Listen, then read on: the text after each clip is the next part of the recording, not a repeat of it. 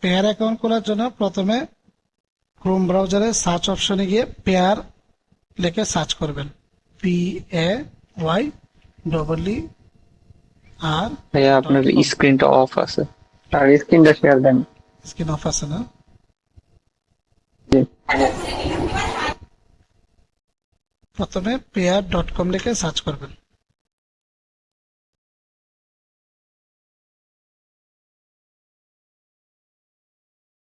Search করার পর এখান থেকে ক্রিয়েট অ্যাকাউন্টে দিবেন। ক্রিয়েট অ্যাকাউন্টে দেওয়ার পর আপনার পার্সোনাল একটা জিমেল অ্যাড্রেস দিবেন। জিমেল অ্যাড্রেস অবশ্যই ভ্যালিড দিবেন। এখানে ওটিপি কোড যাবে এবং যতবার লগ ইন করবেন ততবার কিন্তু কোড যাবে। ট্রানজাকশন করলেও এখানে কোড যাবে। ওটা তো ভাই মাস্টার কি দিয়ে অফ করা যায় না? আমি আমি তো মাস্টার কি দিয়ে অফ করে রাখছি। অফ করে রাখলে ওইটা আপনারই সমস্যা। সমস্যা হচ্ছে আপনি যদি আপনার এটার অ্যাক্সেসটা অন্য কারো কাছে চলে যায়, তখন সে ইজিলি ভাবে কিন্তু আপনার ডিভাইসের লগ ইন করে নিতে পারবে। এতগুলো অ্যাকাউন্ট সেজন্য মানে বিভিন্ন সাইটের জন্য অনেকগুলো খুলছিলাম, তো তো মাস্টার কি দিয়ে অফ করে দিছিলাম। হ্যাঁ, আচ্ছা। এরপর দেখেন এখান থেকে মেইলে একটা কোড আসবে, কোডটাকে কপি করে এখানে পেস্ট করে দিবেন। দেওয়ার পর ক্রিয়েট অ্যাকাউন্ট। ক্রিয়েট অ্যাকাউন্টে দেওয়ার পর এখান থেকে পাসওয়ার্ড সেকশনের মধ্যে বাই ডিফল্ট ওরা কতগুলা পাসওয়ার্ড দেখাচ্ছে, তবে আপনারা কিন্তু ওই পাসওয়ার্ড গুলা ইউজ করবেন না। আপনারা নিজের মন মতো যে কোনো পাসওয়ার্ড ইউজ করবেন, নিজের মতো এডিট করে নেবেন। সেম এডিট করে নেবেন। সিক্রেট কোড, সিক্রেট কোডটা আপনি চাইলে আপনার নিজের মতো এডিট করতে পারবেন। তো অবশ্যই সিক্রেট কোডটা এডিট করে নেবেন। আর যদি আপনার মনে চায় যে না ওরা যেটা দিছে সেটা থাকবে, তাও রাখতে পারবেন। আর এখানে অ্যাকাউন্ট খোলার সময় আপনি যেগুলা ইনফরমেশন দিতেছেন, ইনফরমেশন গুলা দরকার হয় একটা স্ক্রিনশট নিয়ে রাখবেন, যেন মানে এটা আপনার আপনার জন্য থেকে যায়, ভুল না হয়। আচ্ছা, এভাবে দেওয়ার পর পাসওয়ার্ড কিন্তু আমি একটা টেস্ট পাসওয়ার্ড দিছি, আপনারা নিজের পাসওয়ার্ড দিবেন। তারপর নেক্সট। নেক্সট দেওয়ার পর নাম, ফার্স্ট নেম লাস্ট নেম আছে, নামের মধ্যে নিজের নাম দিয়ে দিবেন অথবা আপনার ফ্যামিলির যে কেউ নাম দিবেন। অনেক সময় কিন্তু পেয়ার আইডেন্টি ভেরিফিকেশনের জন্য ওরা অটোমেটিকলি আইডি ভেরিফিকেশন চাইতে পারে। ওই ধরনের প্রবলেম হলে যেন আপনি আইডেন্টি ভেরিফাই করতে পারেন।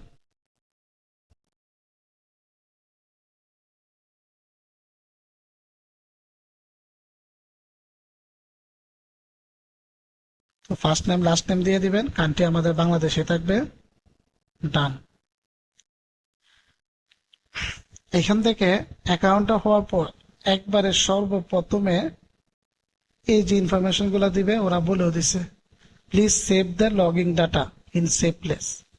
লগিং ডাটাটা সেভ রাখার জন্য। তো এখান থেকে এই যে ডাটাগুলো আছে এগুলা কিন্তু আপনারা সেভ করে রেখে দিবেন অন্য কোনো জায়গায়, যাতে আপনারা এটা ভুলে না যান।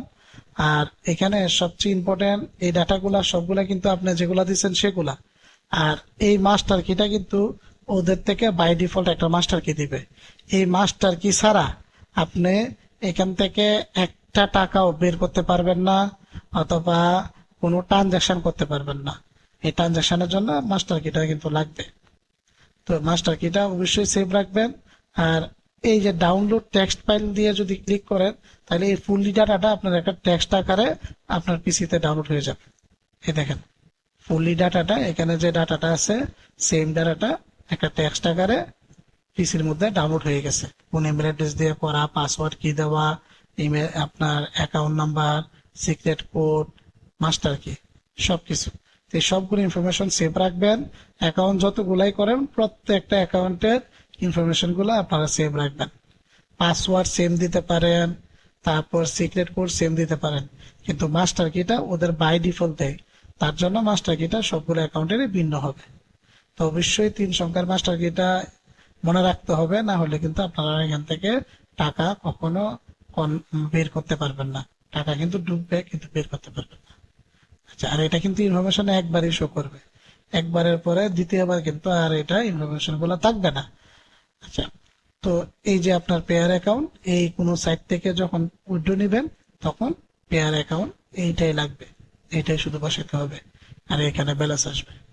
আর এখান থেকে পেয়ার অ্যাকাউন্টের এই অ্যাড এর মাধ্যমে তো আপনারা বুঝতে পারছেন, অ্যাড এর মাধ্যমে ফান্ড অ্যাড করার জন্য তো অ্যাড আমাদের কোনো কাজে আসবে না, জাস্ট ব্যালেন্স চেক করবেন। আর ট্রান্সফার, ট্রান্সফার দিয়ে আপনি কারো কাছে যদি পাঠাইতে যান তখন এই ট্রান্সফারের মাধ্যমে আপনি আরেক অ্যাকাউন্টে পাঠাতে পারবেন। এই যে এখানে বলছে আর অ্যাকাউন্ট নাম্বার, যখন আপনি অ্যাকাউন্ট নাম্বার দিবেন, দেওয়ার সাথে সাথে আপনি যত অ্যামাউন্ট পাঠাবেন সেন্ড করবেন, ট্রান্সফারে চলে যাবে, তখনও কিন্তু ওই মাস্টার কি লাগবে। আর এখানে এক্সচেঞ্জ আছে, এক্সচেঞ্জের মাধ্যমে ডলার গুলা কনভার্ট করা যায়, পেয়ারের ডলার বাইনান্সে নেওয়ার জন্য এলটিসি তে কনভার্ট করে বাইনান্সে ট্রান্সফার করা যায়, এবং বাইনান্সে ট্রান্সফার করলে সবচেয়ে খরচ কম, আর অন্য গুলাতে ট্রান্সফার করলে খরচ বেশি কাটে। তবে পেয়ারের ডলার সরাসরিও সেল করা যায়, ওই সেম একই কথা, সরাসরিও সেল করা যায়, বাইনান্সে ট্রান্সফার করে নিজেদের সেভ করে রাখা যায়। তো পেয়ার অ্যাকাউন্ট কিন্তু সিস্টেম এটাই, আপনারা এক একজনে 2টা 3টা করে পেয়ার অ্যাকাউন্ট খুলে নেবেন, এবং পার্সোনাল যেগুলা ফোনের মধ্যে মেইল আছে অথবা মেইল গুলা ভালো মেইল, ওগুলা দিয়ে করবেন। আচ্ছা, তো পেয়ার অ্যাকাউন্ট তো বুঝতে পারছেন নাকি? তো 2টা 3টা কেন লাগবে? 2টা 3টা এমন যখন আমরা কাজ করব, তো আমরা কাজ করলে বিভিন্ন সাইট থেকে পেমেন্ট নিতে গেলে এক সাইডের মধ্যে আপনি যদি 15টা 20টা অ্যাকাউন্টের উইথড্র দেন, তখন ওরা ডিটেক্ট করে নিতে পারে, এবং ডিটেক্ট ইজিলি করবে যে আপনি একই ব্যক্তি 20টা 30টা অ্যাকাউন্টে কাজ করছেন। তার জন্য আমাদের পেমেন্টটা হোল অথবা অ্যাকাউন্ট গুলা ব্যান না হওয়ার জন্য আচ্ছা 3-4টা অ্যাকাউন্ট খুলবেন, যেন আপনার উইথড্র দেওয়ার সময় এক একটা অ্যাকাউন্ট ইউজ করবেন। এক অ্যাকাউন্টে 5টা, 2 অ্যাকাউন্টে 5টা, আপনার এক অ্যাকাউন্ট থেকে আরেক অ্যাকাউন্টে ট্রান্সফার করা কিন্তু ইজি।